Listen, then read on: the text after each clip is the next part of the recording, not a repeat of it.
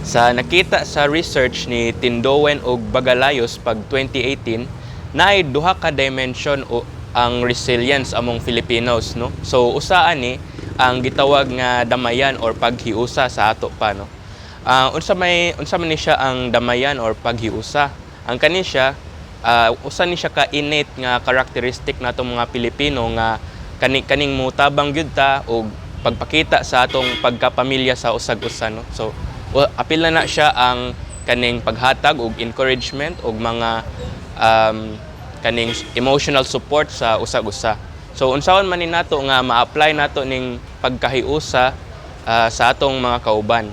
So una, mao ni siya ang gitawag nga unity amidst diversity or ang kaning atong pagiging together nato sa atong mga pamilya, sa atong mga amigo, sa atong mga classmates kung usa ta ka estudyante, no, ang atong bonding or atong attachment sa usag-usa. So kung natay mga kalisod sa pag-study, for example, pwede tang makapangayo og tabang or makapangayo og assistance sa atong parents, sa atong mga classmates or sa atong mga friends kung naglisod ta. Pwede natong mapangayo ang payo sa atong mga mama ug papa kay syempre kani sila yung mga experience, no, og wisdom sa ilahang naagi sad before. So pwede tang makapangayo sa ilahang advice.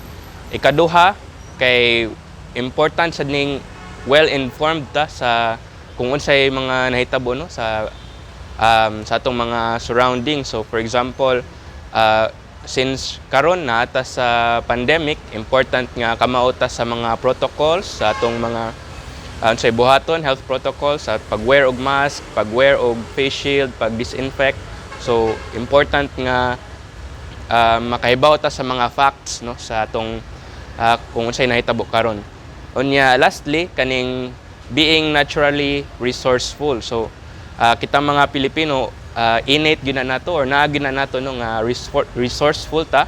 Kamao ta mo maximize sa atong mga resources, kamao ta mo mangita og mga paagi kung unsaon pagsolbad og problema.